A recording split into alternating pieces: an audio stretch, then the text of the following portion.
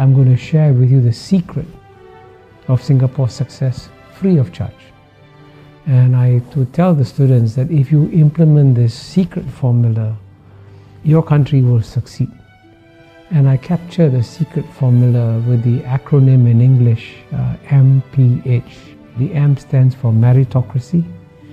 Meritocracy means that you select the best people to run the country. And what brings many countries down, especially in the third world, is that when it comes to selecting the finance minister or the economics minister, they will give their jobs to their brothers, their cousins, their uncles, their relatives, and not to the best people. And Singapore did the exact opposite. In Singapore, the jobs were given to the best people. And in the case of the Prime Minister, Mr. Lee Kuan Yew, Mr. Lee Hsien Loong, when he went to study in Cambridge University, he was the top student in the class, if not in the university. In fact, his professors were so impressed, they said, you should become a mathematician because you'll become a world-class mathematician.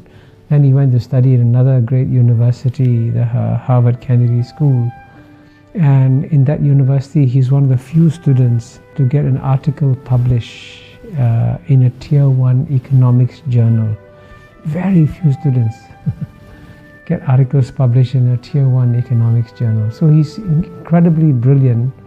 And so if the best man of the job is Mr. Lee Kuan Yew's son, then he should be selected.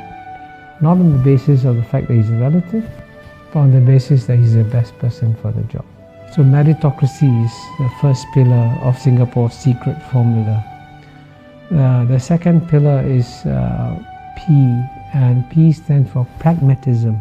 Pragmatism is an English word, and it's an English concept. But the best definition of pragmatism was given by China's leader, Mr. Deng Xiaoping, when he said it doesn't matter whether a cat is black or a cat is white.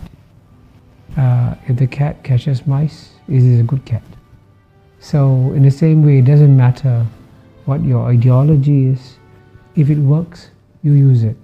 So Singapore was very pragmatic. So it would take some policies that are capitalist and some policies that are socialist, and it would mix them up.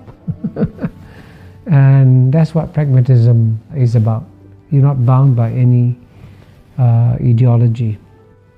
But the third pillar, the H, is of course the hardest to achieve, because H stands for honesty.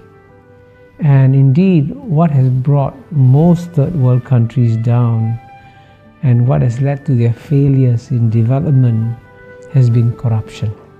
And so Mr. Lee Kuan Yew, after he became Prime Minister, made it a point to punish not the junior people, but the very senior people.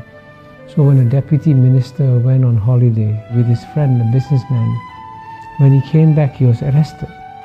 And so he said, why am I being arrested? He says, you went on a holiday with the businessman, he paid all your expenses, that's corruption. You go to jail. So when a deputy minister is sent to jail, then everybody says, oops, I got to be careful, I can also go to jail.